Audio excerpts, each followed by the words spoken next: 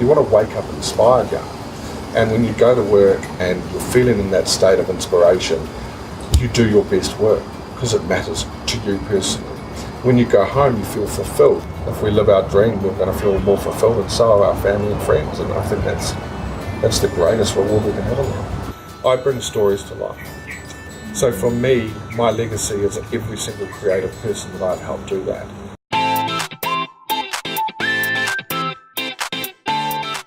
You are watching YanaTV. Have you ever asked yourself what is the difference between the creative leadership and the traditional leadership, and how you can bring out the best out of your people while bringing your company to the next level? Our guest today, Ocean Reeve, is an expert in creative leadership. Is an award-winning publisher who has brought to life over 4,000 stories of people from all over the world. He has worked in the creative industries for over 20 years and specializes in creative expression, creative leadership workflow, and sales.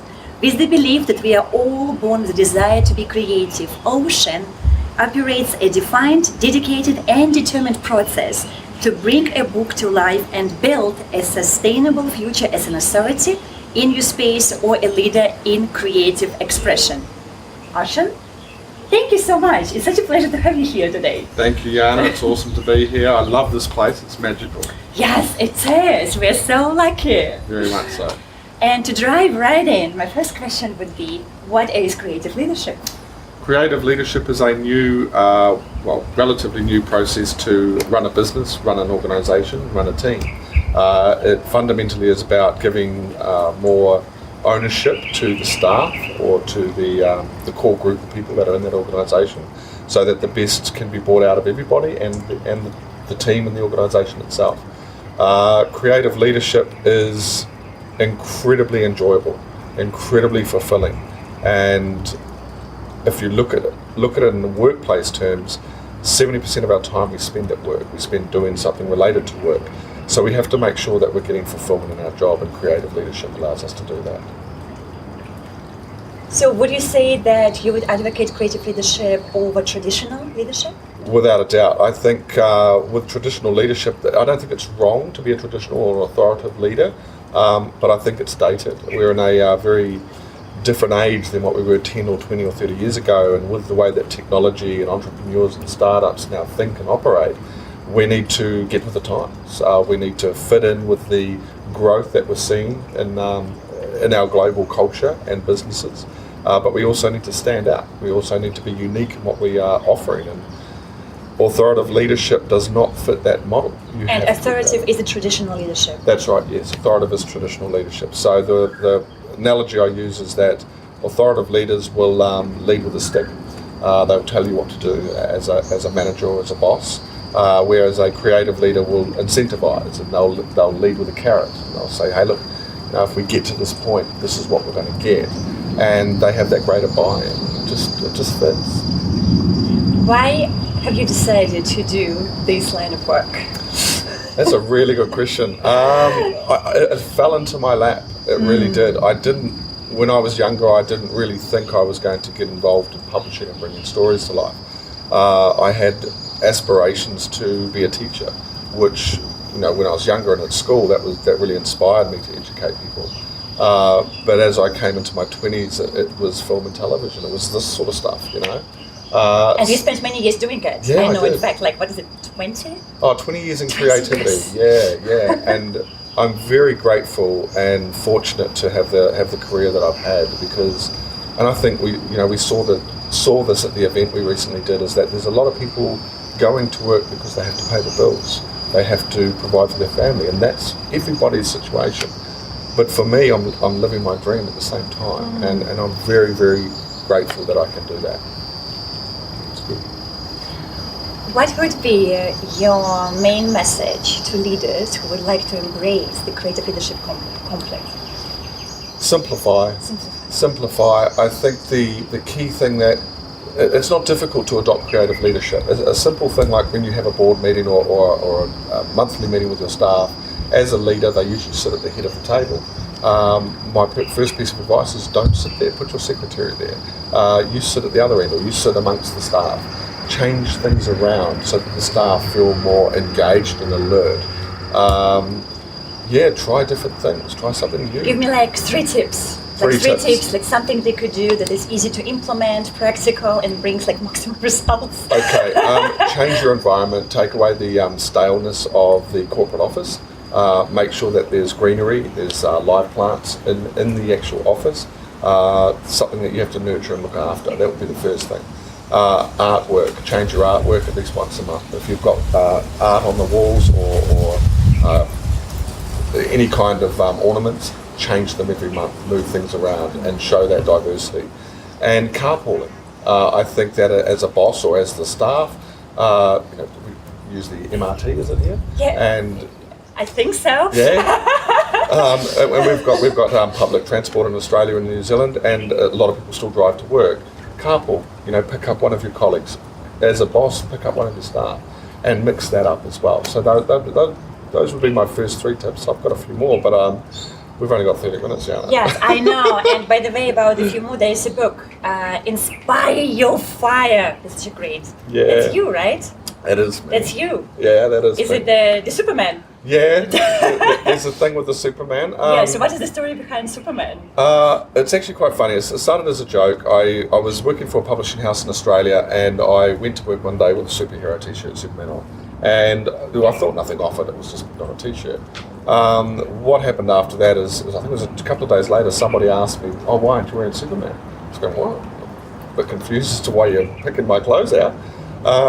But I thought, as a joke, I'll just keep wearing it. And I just kept wearing it, and wearing it, and wearing it. And wearing it. Before too long, it really caught on. Then part of my team started adopting this philosophy as well, and they wanted to be a part of the superhero picture. Still as a joke, still as just fun. So we've got Flash and Batman and Wonder Woman and all these people that have adopted a superhero persona. But what it now has become is about owning your inner strength. So yes, it's fun, and yes, it brings a lot of laughter and smiles to us, but it also reminds us that we can achieve anything we want to if we put our minds to it as a team. I think it's just phenomenal how each one of the superheroes that I work with, when I see the impact that they make. So now I will not. I've got nothing else in my suitcase but superhero t-shirts when I came to Singapore. So that's all I brought with me, and it feels cool. It feels really joyful to be able to do that. And that's actually, it's also very much in line with what we believe in like industry where I'm coming from when we talk all about priming.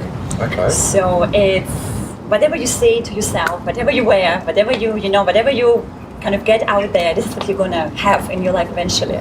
So literally, you are priming yourself for success as a superhero, and you're doing the same for your team, which is quite phenomenal. Yeah, and also the authors. I mean, I'm a publisher, and I've worked with a lot of creative people, and some of them have no idea how to bring a story to life. So they're relying on my guidance to be able to achieve their goals. The superhero persona gives them a lot of confidence because it's funny, and it's my cowboy attitude that I don't take things too seriously. But I am very professional in their work. So it gives them confidence, and I think from a creative viewpoint, you need to have a team. You need to have people around you that support your creative vision. So often when we want to bring something to life or do something that we feel has value, it gets knocked down by others. And if you surround yourself around people that constantly find fault or negativity or energy vampires, people tend to not even talk about their creative dreams. They just keep it to themselves, or even worse, they'll take it to the grave. But I have chosen to not only associate myself around very, very positive and driven people, but I've introduced those people to my clients, and I want them to feel that same energy that they provide with me and that I provide for them. In your work, you talk a lot about stories. And in fact, you use stories to help people to kind of bring out the inner creative leader. Can you share more about that? So why stories? I think publishing a book, bringing a book to life is the greatest form of creative expression. Our history has been based on the written word. Everything we've learned about our cultures, the development of our world, it's all come from what we've read. So it's incredibly powerful. There is a large portion of the greatest influences on our planet that have made decisions that have changed the shape of this world based on books. And I think they're the greatest tools. I mean, with my authors, they want to make a difference. They want to make an impact. They want to leave a footprint on this planet. and by publishing, they're enabling themselves to do that. Gives them a voice. It shows that they have value and they have strong identity in what they want to represent. And I don't have a single author come to me now that says, "Oh, nobody wants to hear my story," because when they hear about why myself and my team do what we do, they know it's about legacy. It's about that footprint. It's powerful. It's not about money. It's about storytelling. It's about living the dream. And I'm an idealist. I know a lot of what I preach to people and say to people is an idealistic approach to life. I don't care. If we live our dream, we're going to feel more fulfilled, and so are our family and friends. And I think that's the greatest reward we can have in life. And for those people who are watching now and they feel that they have a story they want to share and they want to get out and they have a voice that they want to be heard in the world,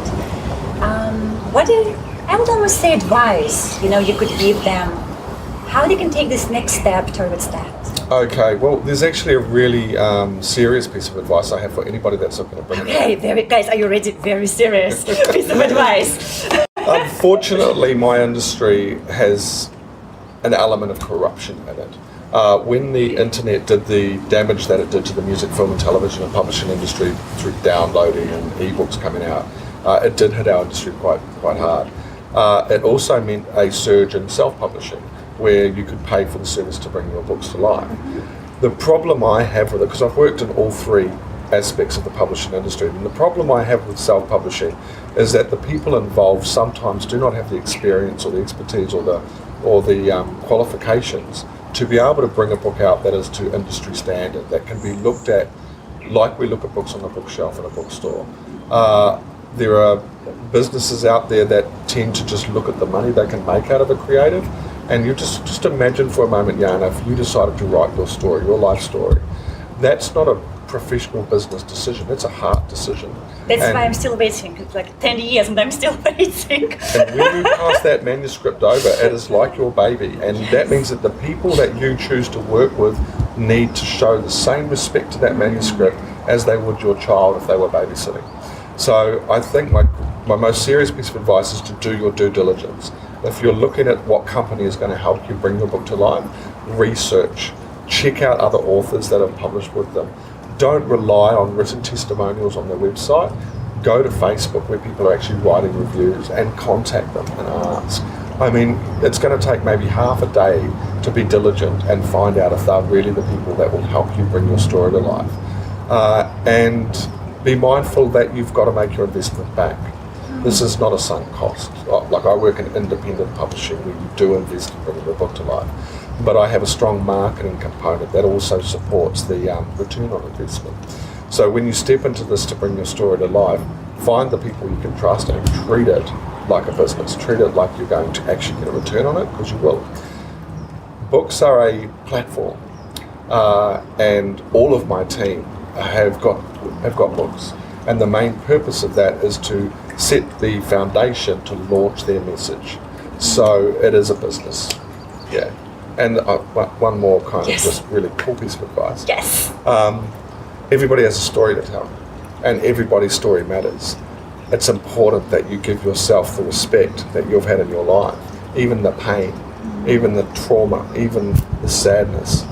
We learn from this stuff. It helps shape who we are and the people we interact with, and it's valuable for generations to come, and I've got goosebumps just telling you that. Me too. I feel goosebumps, like I want to write a book now, okay, Ocean? So I'm going to come to you. Okay, I would love to help you. I'd love to hear your story. I feel like, okay, yes, I feel like I can trust you with my baby, you know? I'm like, okay, it feels good. Good. I think, I've worked with a lot of people. I mean, in 16 years I've been in publishing, and it's been 4,000 people.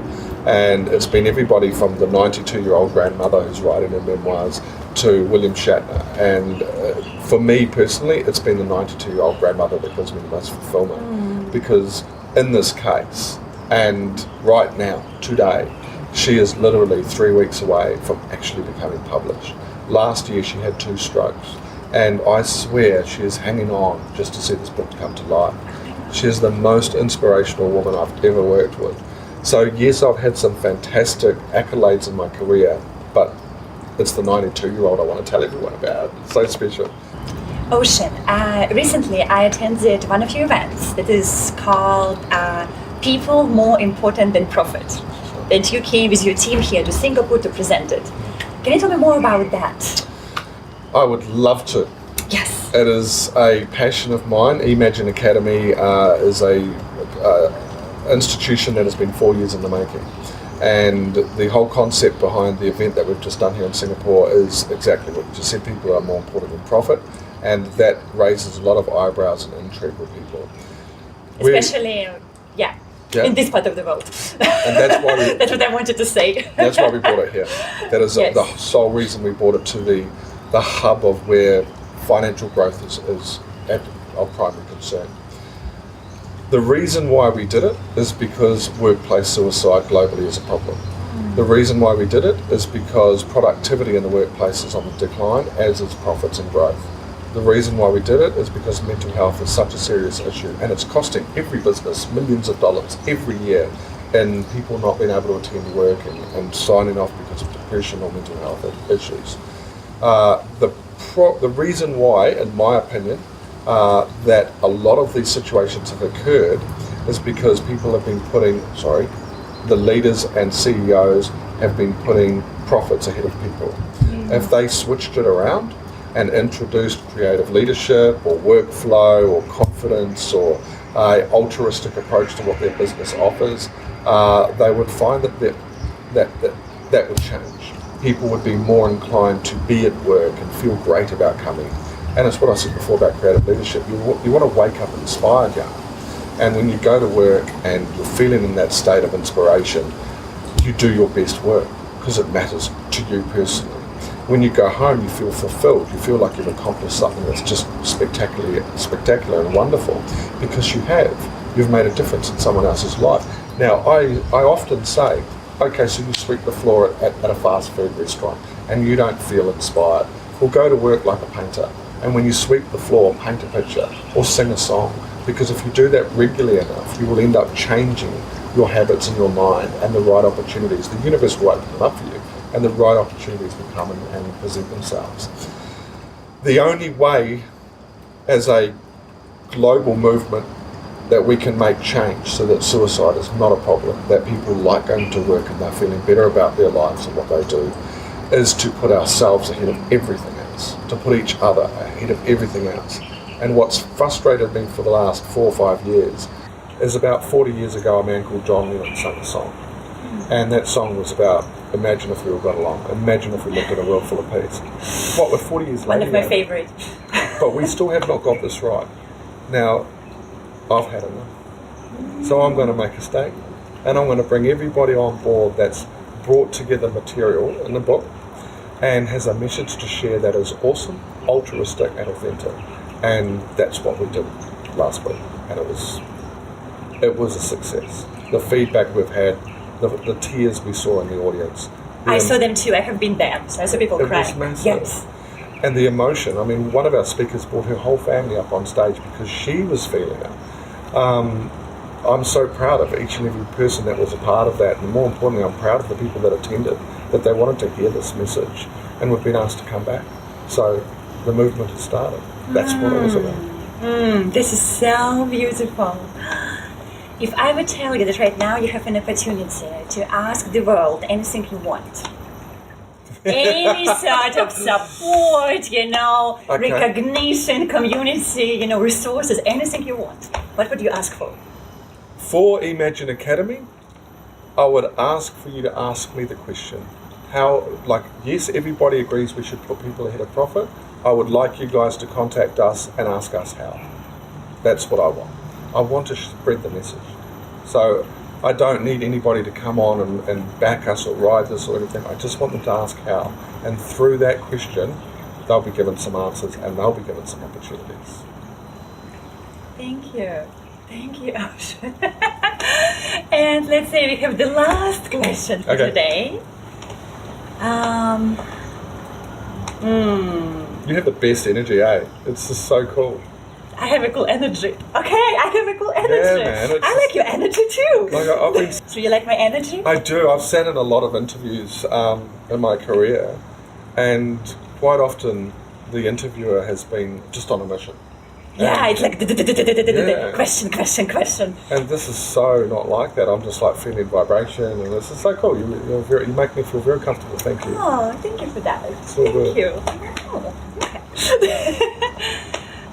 That's actually also what I teach. When I teach people about, I teach them how to bring out the best out of others. Well, you do a damn good job.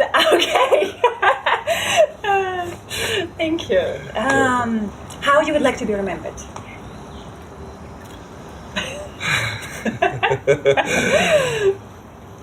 A lot of people feel their legacy is their children or the materialistic things that they leave their partners when they pass on. I have 4 children, 2 stepchildren and 2 of my own, and they're all grown. The youngest is 20, and they're walking their own path now, Yana. So they're making their own choices in life. I've done my job. I've brought them up well. They've got good morals. They've got good ethics. And now they're living their own life. So I would not call them my legacy. Materialistically or financially, if I passed on tomorrow, my wife wouldn't really care too much about what I left her. Well, maybe a little bit because she loves shopping. But I think she'll be sad I'm gone. So my legacy is not in that materialistic value. I bring stories to life. So for me, my legacy is every single creative person that I've helped do that. So I often joke at seminars and workshops, and I say, look, at my funeral, you'll all be dancing to Lionel Richie dancing on the ceiling, because each single person there would know I lived my dream and that I live for every moment. So how am I going to be remembered as that creative leader that helped bring stories to life? Oh my God, I am getting like goosebumps all over my body. On that note, Ocean, thank you so much. It was a pleasure. Guys, that was Ocean Reeve with us today, and go for your dream. Bring out the story that you have. Go publish a book, for God's sake. And if you're running a business, which I know many of you do, look at the creative leadership. And I know, you always want to make profit, and it's also important to look after your people. Because as I always say, together we are just so much more stronger. Thank you for watching us.